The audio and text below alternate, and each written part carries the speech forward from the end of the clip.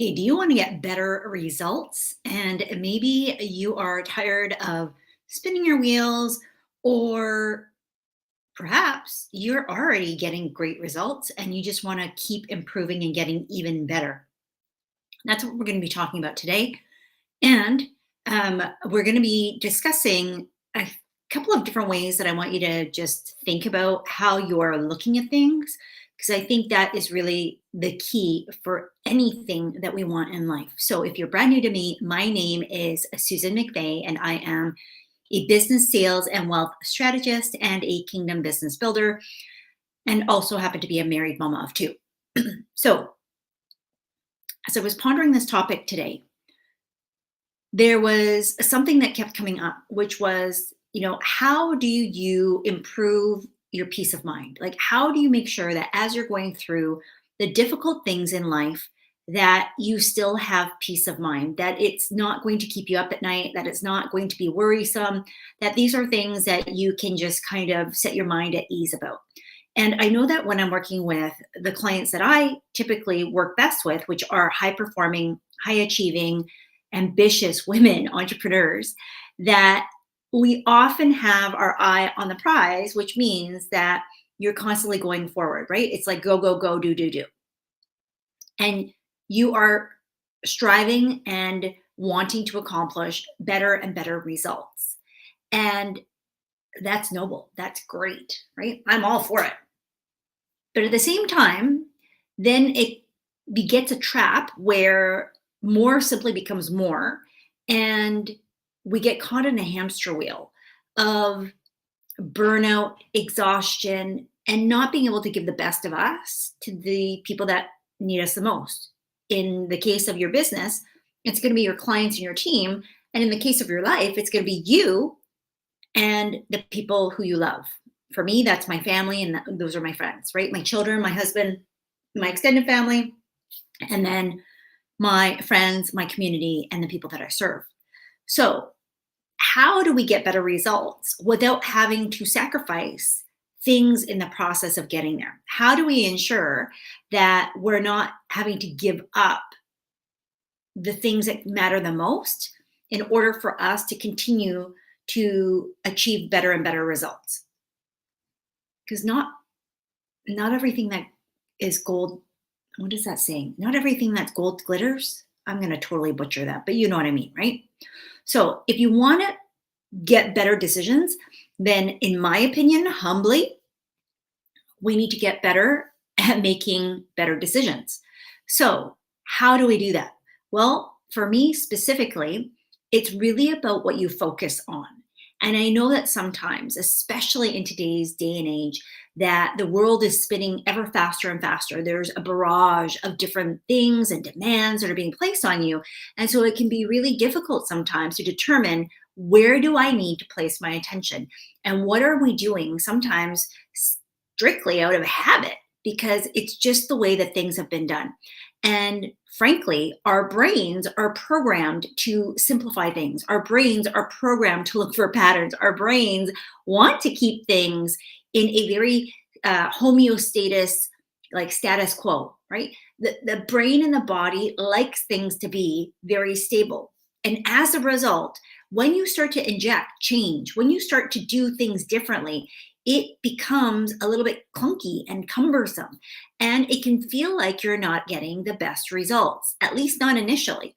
But the more that you do it, the easier it becomes and the better you get. And oftentimes, what ends up happening is that we don't give ourselves enough time, enough focus, enough grace to actually be able to do something with enough like practice, such that we can actually get better. And we become so fixated on it didn't work the first time, that, or we didn't get the kind of results that we desire, right? I know that you're a high achieving woman, that you want to keep getting better. And at the same time, you also want it to work straight out the gate. And that means that you may not have a lot of patience or grace with yourself when you are starting new things. And especially if you have deadlines to meet, if you have competing priorities, if you have a busy life, which, hello, is probably most of us. So at the end of the day, what ends up happening is that we focus on the things that we don't want to happen, the things that aren't working so well, the things that are going to actually cause us more frustration, more concerns, more worries, as opposed to the things that we do want more of. And so that's what I want to really dissect today, because what we focus on grows. And if we put our focus on the things that matter the most, right, then we get to determine the outcomes, because where attention goes, energy flows. And I'm not going to get super woo on you, but at the end of the day, when we think about like attracts like, right? Like just scientific principles, that there is forces in the universe, we are one of them, that when we put out an intention and then when we back that up with action steps, that there is an alignment and that there's like a force that moves through us and with us as we actually make decisions. And when those decisions are in the place that we actually want things to happen. And here's the trick, because sometimes we don't even realize that the thing that we're focused on is not what we want. So I'm going to give you some examples as we go through these, but I'm going to give you 5 specific things that tend to come up over and over again, especially when we are bumping up our heads against the kinds of results that we want to see, and then getting frustrated because we're not making progress either fast enough or big enough, right? Like, oh, I'm making progress, but it's so slow. Or I'm making progress, but the steps are so small. And at the end of the day, then we get defeated and we start to lose steam or just flat out give up because we think that it's not working, when it actually is working as long as we are prepared to do the work. It doesn't need to be hard, but it can feel hard. It can seem difficult because of all the reasons that I've already shared with you, primarily that when we do stuff that's new, we're having to change that state of homeostasis, which our body likes that equilibrium. And so there's a lot of force, there's a lot of energy that is required in order to kind of get over the hump of starting something new or doing something differently. Because if you kept doing it the same old, you kind of don't need to think about it. It becomes habitual. And that is often where we are stuck. So here are some examples. Number one is looking at what's wrong instead of what's right. Now, this is human nature. It's part of our behaviors that keep us safe, that keep us surviving, that keep us alive. It kicks in from our amygdala. And that lizard part of our brain is only responsible for keeping you alive. And so guess what? When things go wrong, the ancient part of us gets triggered and it automatically thinks, OMG, I am about to die. Even though that's not the truth. That's not the case whatsoever. The pre-programming that we have in our brain, in our entire fabric of our DNA, is going to kick up and storm at you and say, look at all the stuff that happened. And these things that went wrong, it's going to remind you of what it was like way back when you were threatened, right? And it might not even be you. It could be somebody in your family.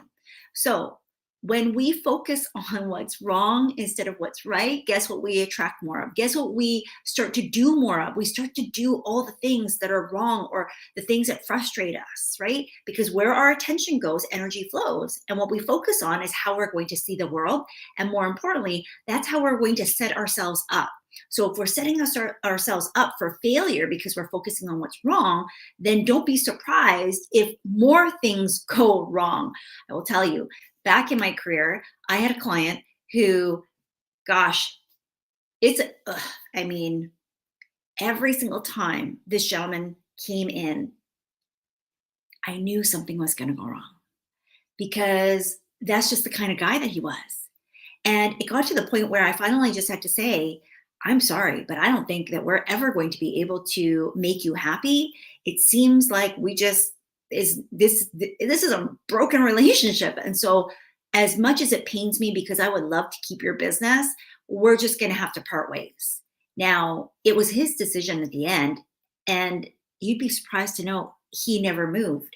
But the reality was that I realized that there wasn't much more that I could do for this gentleman because his perspective was the world is out to get me, that nothing works for me, that woe is me, and that every single thing in my life is hard. And so it didn't matter how we went about doing things. It just seemed like everything and anything that could go wrong would go wrong for this particular client. And so it did.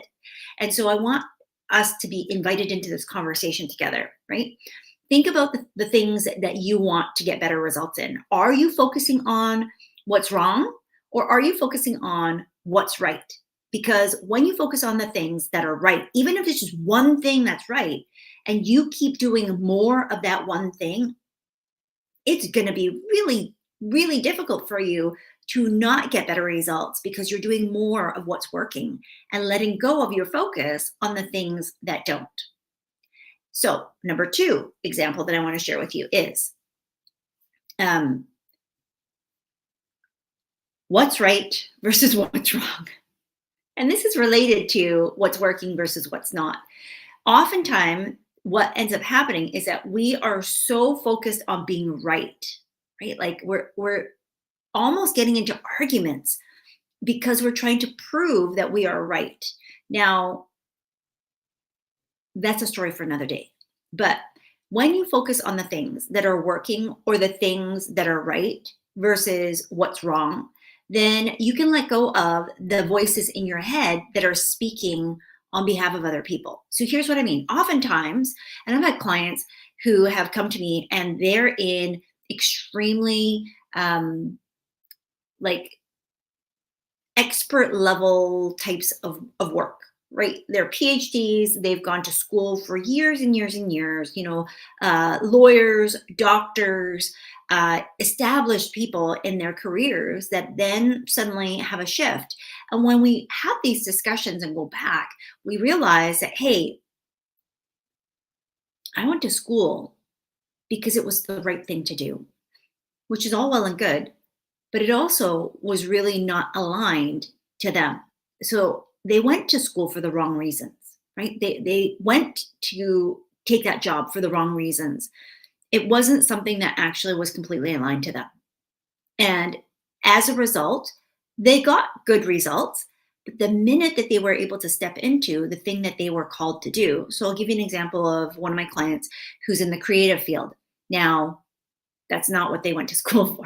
I actually think they're an engineer by trade, worked for a very large Fortune 500 company and was completely burnt out. And so when they ended up leaving that, they actually did not plan to have this business full time. It happened out of a hobby. They were crafting. And because it was something that they loved to do, they were starting to create these beautiful things that was part of the home decor. And as they kept doing this, they were able to sell them and quickly grew community. And then from there, people started to ask, how do I make these? And started to sell supplies to be able to make them. And then people started asking, how do I create this into a viable business, just like you have? And that's what ended up happening. And so what I want us to think about is when you get better results or when you want better results, you're going to know what's right for you and what's not right for you. And so by focusing on the things that are right, by focusing on the things that's working, which hopefully are going to be the exact same thing, but sometimes we mistake the things that are right for other people and we try to do more of that. Here's the differentiator for me is if you only had to do that all day, every day, all day long, right? If that was like you didn't get a break from it, would you still do it? Because for me, that's what I know that that's the right thing for me to do. And it works for me, right? But if I am starting to work on things that work, but they're not right for me, they're actually like incongruent or misaligned, then I'm exhausted, I'm burnt out, and I'm drained. And so for you, what does that look like?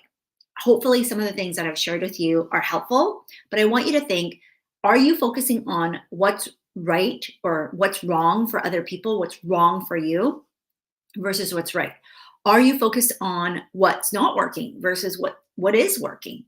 The third thing is, are you focusing on what's missing, what other people have that you don't have, right? Versus what you already have.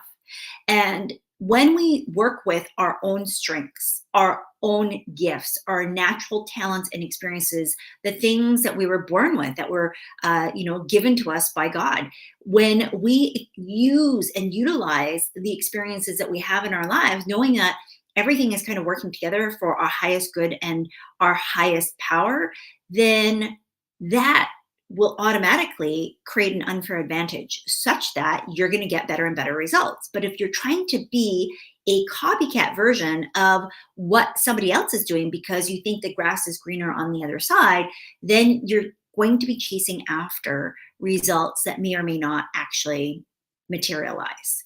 So focus on what you have versus what's missing.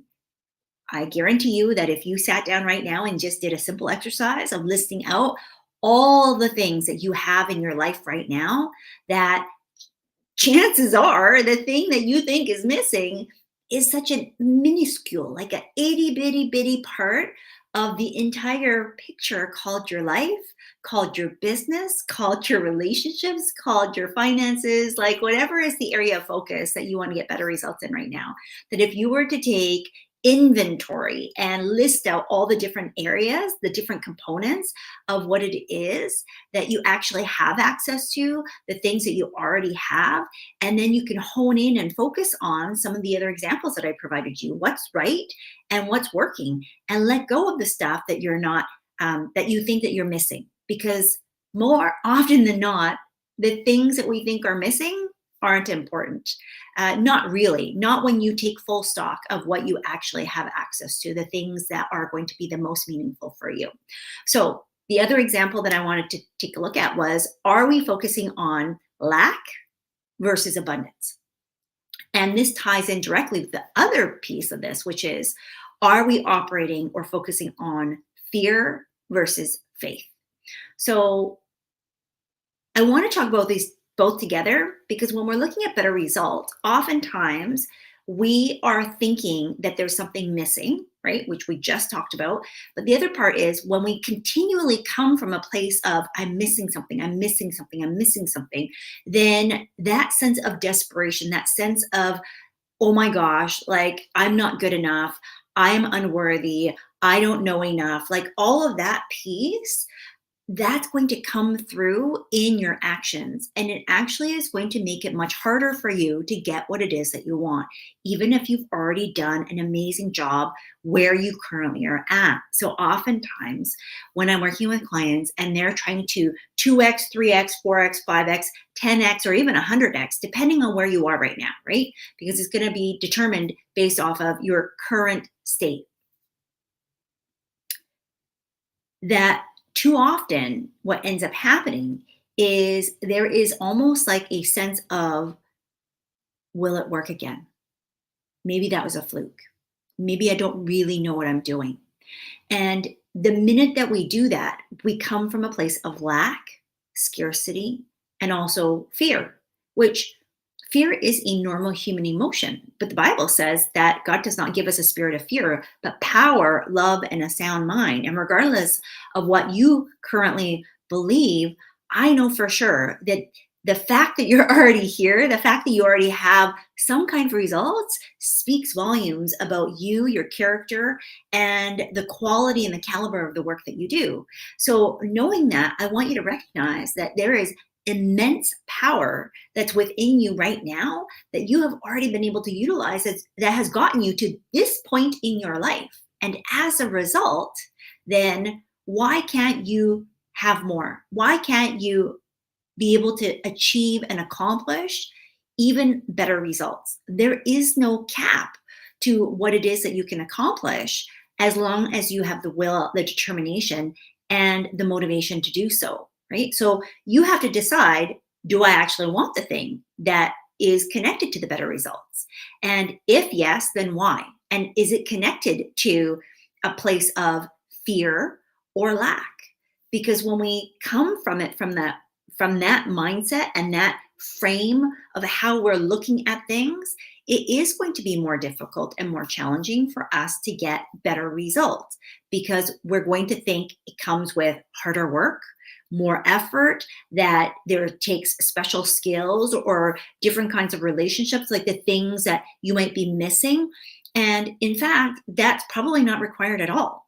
When you can come to it from the place of, I am complete exactly as I am, exactly with what I have right now, and I get to have more because I do, because I firmly believe that that is our birthright, that we weren't put here on the earth to have just a limited view and a limited experience of what it is that we get to have in this world.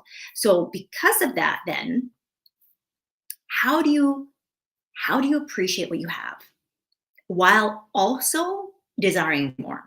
How do you have faith that what it is that you desire is going to happen, while at the same time being able to work through the day to day? I am a human, I am uncertain, and there's going to be challenges and things that maybe don't always work out exactly as I desire it to. Can you hold space for both and be able to live in the duality of this and that? And when we can do that, then we all are on the tracks to getting better and better results, simply because the things that are happening right in front of us don't mean anything about us as an actual human being here on this earth. So here's what I want us to always keep in mind. This is a practice.